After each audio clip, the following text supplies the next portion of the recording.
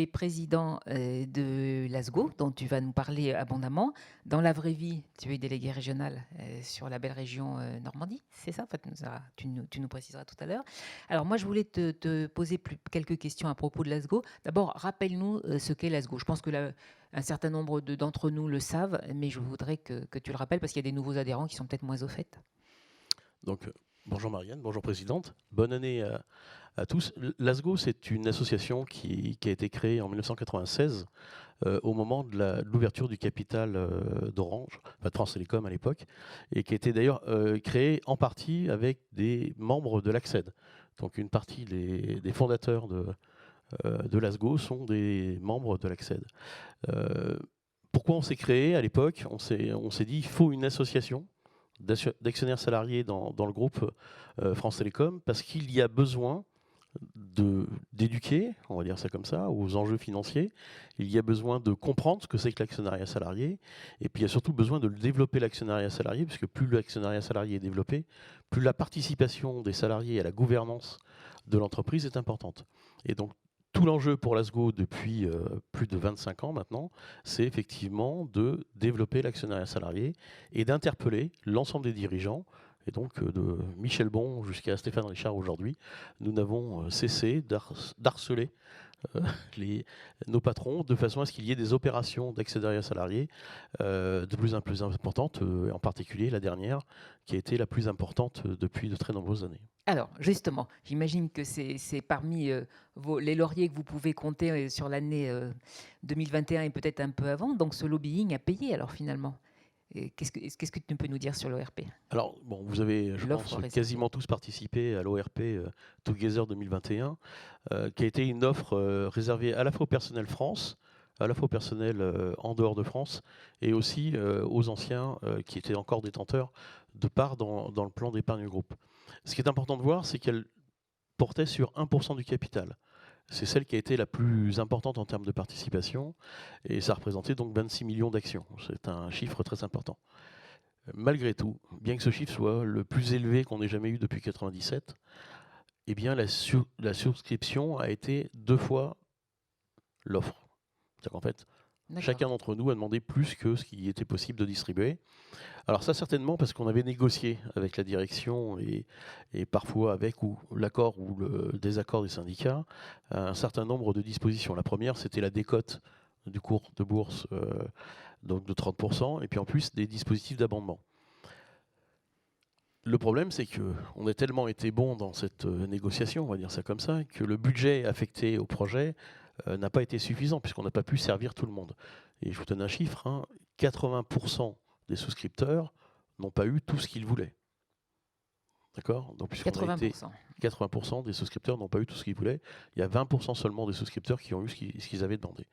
Et donc, ça veut dire qu'on avait un succès qui était tel que ça ne peut donner qu'un seul message, c'est qu'il faut continuer, puisque l'ensemble des salariés est prêt à s'engager dans l'entreprise et est prêt à investir dans l'entreprise.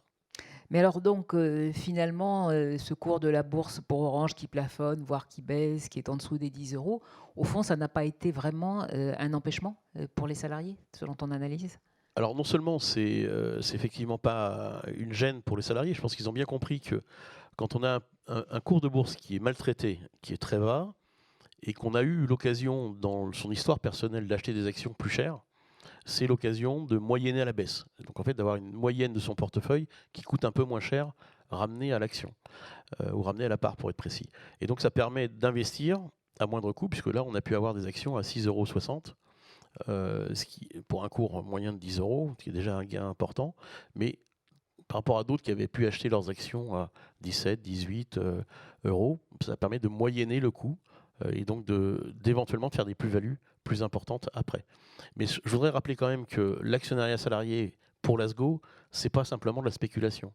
C'est d'abord et avant tout de protéger l'entreprise par le poids des salariés actionnaires en cas d'OPA par exemple. Et on Bien sait sûr. très bien que le risque qu'on a avec un cours bas, surtout si demain l'État sort complètement ou très fortement du capital, c'est une OPA hostile. Et donc l'intérêt, c'est que les salariés puissent défendre leurs propres intérêts et leurs propres outils de travail.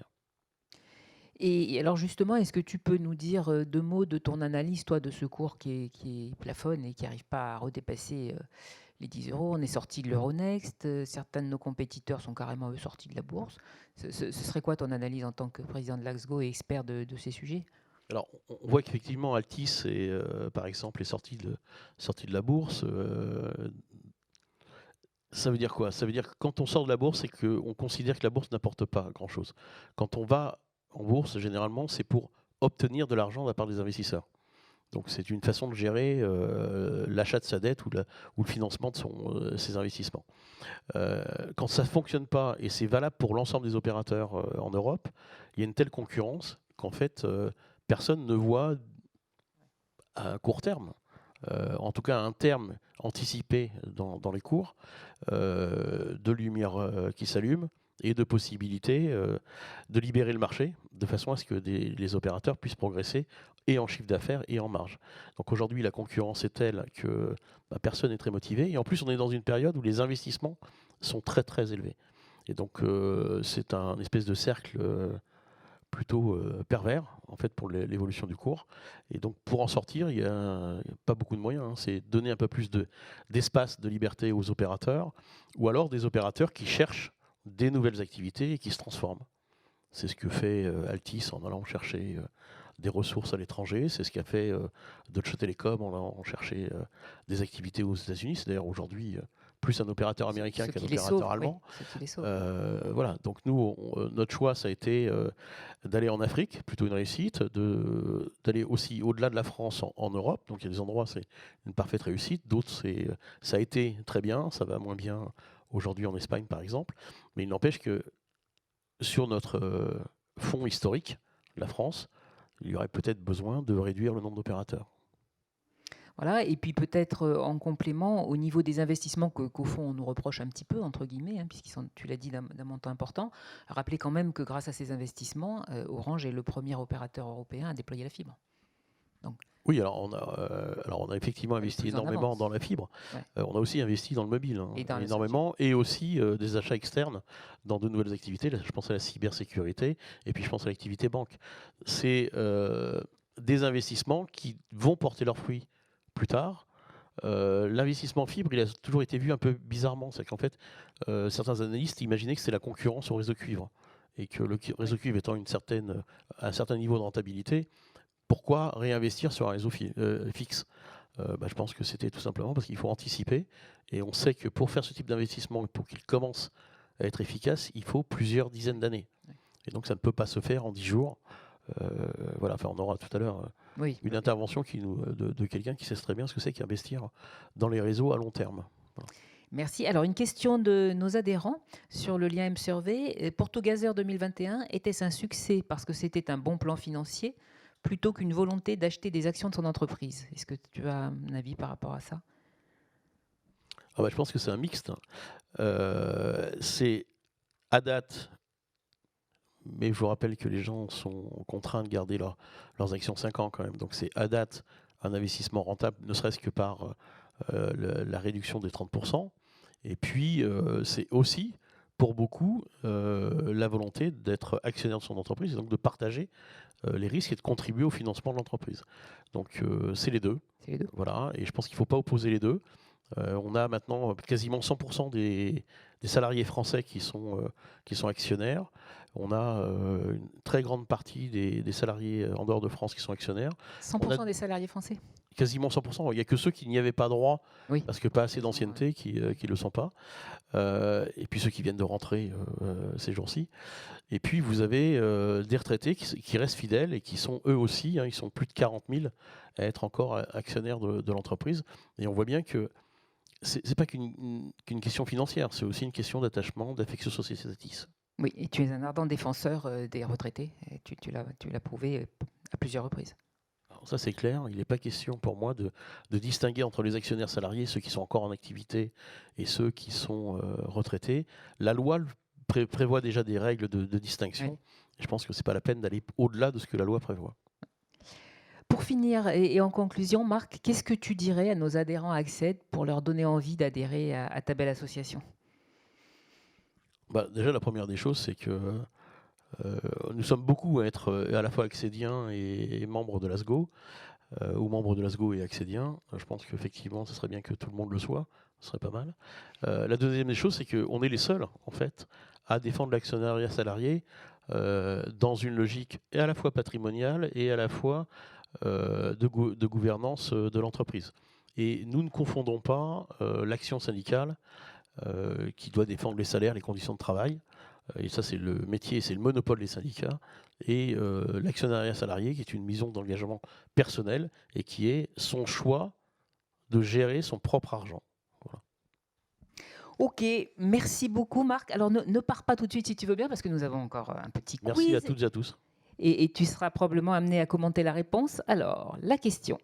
L'ASGO et son président Marc Maouche espèrent atteindre un taux d'actionnaires salariés en 2022 à hauteur de, 3 choix possibles, 10% du capital, 20%, 30%. À vos buzzers.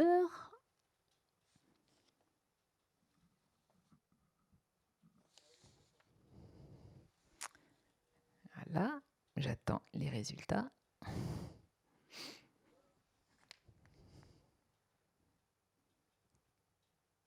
Alors, on va attendre encore un petit peu.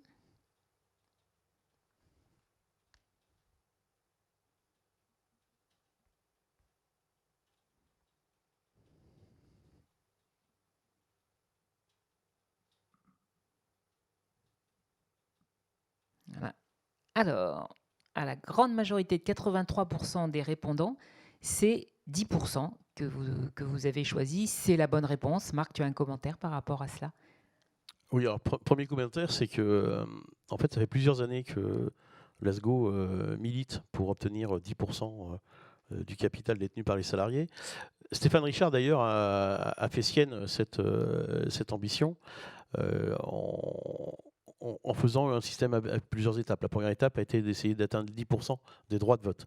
Et donc aujourd'hui, on est au fameux 10% des droits de vote. Tu peux nous expliquer très rapidement Je la vous rappelle différence? que chez Orange, les statuts de l'entreprise prévoient que les actions détenues plus de 2 ans au nominatif, donc sur lesquelles on connaît le nom des propriétaires des actions, ont un droit de vote double en assemblée générale.